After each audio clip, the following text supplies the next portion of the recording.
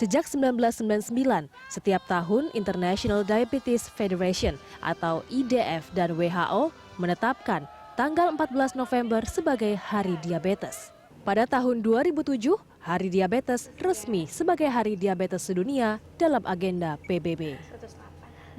Diabetes adalah keadaan di mana tubuh mengalami resistensi insulin. Kerja pankreas yang terganggu membuat tubuh kekurangan atau resisten terhadap hormon insulin.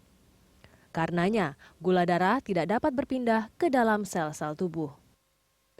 Tipe diabetes beragam, bahkan ada yang biasa disebut urban diabetes. Kenapa disebut urban diabetes? Karena sampai saat ini pemicunya atau faktor risiko yang paling diduga kuat menyebabkan timbulnya diabetes adalah karena perubahan gaya hidup. Gitu.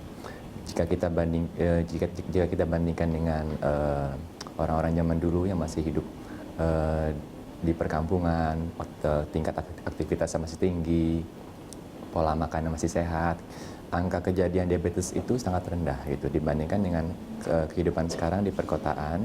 Banyak sekali orang diabetes dengan pola gaya hidup yang sudah berbeda,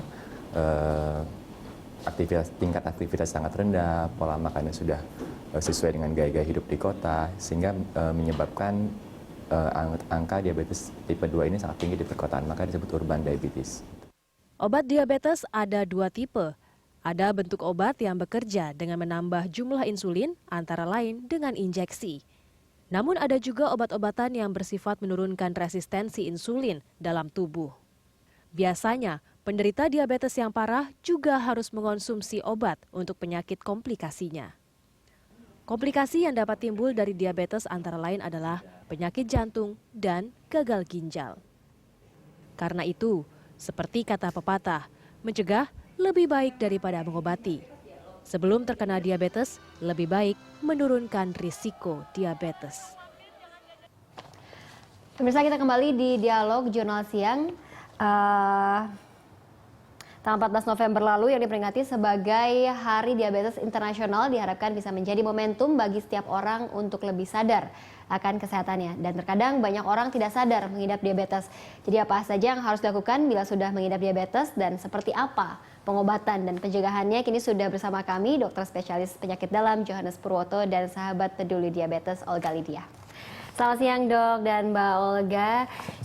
Ya, kita langsung saja ke dokter dulu ya dok ya. Jadi secara sederhana tolong dijelaskan sih dok, penyakit diabetes ini apa sih? Penyakit diabetes mellitus adalah suatu kelainan metabolisme yang ditandai oleh peningkatan kadar glukosa darah yang lebih tinggi daripada normal, yang disebabkan oleh dua hal, bisa salah satu dari keduanya atau dua-duanya terjadi, yaitu gangguan kerja hormon insulin yang mestinya mengatur glukosa darah untuk masuk ke dalam sel, dan atau gangguan produksi hormon insulin oleh sel pankreas yang menjadi pabrik hormon insulin tersebut di dalam tubuh.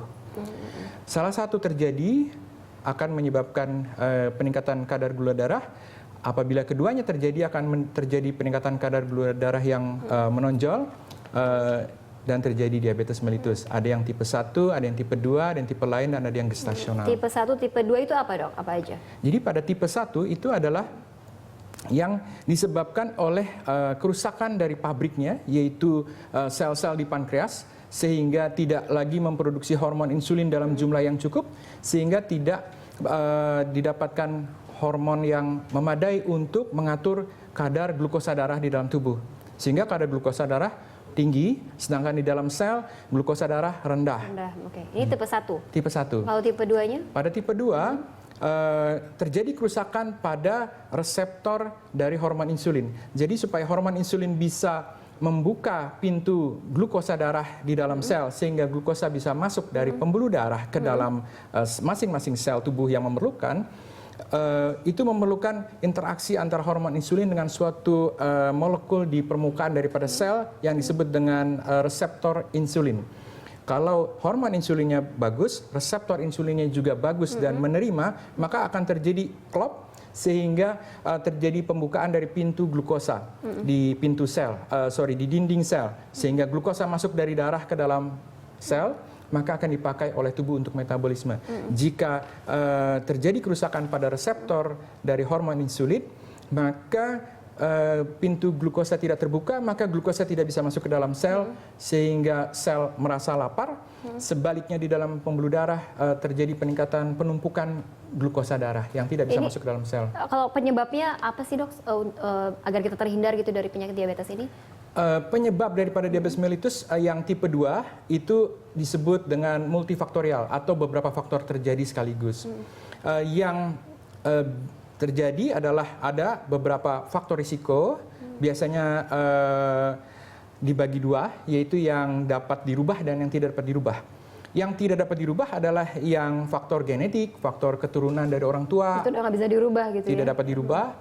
Kemudian faktor riwayat dulu waktu lahir berat badannya kecil, atau dulu waktu melahirkan bagi yang wanita, melahirkan bayinya ternyata besar, lebih dari 4.000 gram, atau pada wanita yang waktu dulu riwayat hamil mempunyai kadar glukosa darah yang lebih tinggi daripada wanita hamil normal. Keadaan yang disebut dengan diabetes gestasional. Nanti setelah selesai melahirkan, kadar glukosa darahnya akan kembali normal. Tetapi pada waktu hamil terjadi peningkatan kadar glukosa darah. Nah, pada keadaan itu di suatu waktu dalam kehidupannya bisa terjadi diabetes mellitus. Nah, itu yang tidak dapat diperbaiki. Yang tidak dapat diperbaiki itu dan adalah satu lagi faktor usia. Semakin meningkat usia, maka akan semakin mudah terjadi diabetes. Usia dan genetik gitu ya dok usia ya? genetik, lalu riwayat melahirkan. Ya. Lalu yang kedua adalah yang dapat diperbaiki. Yang dapat diperbaiki yang paling penting 3. Satu, obesitas atau kegemukan. Yang kedua adalah gaya pola makan yang tidak sehat. Yang ketiga adalah aktivitas fisik yang kurang atau kurang olahraga. Obesitas dan kurang olahraga gitu ya dok.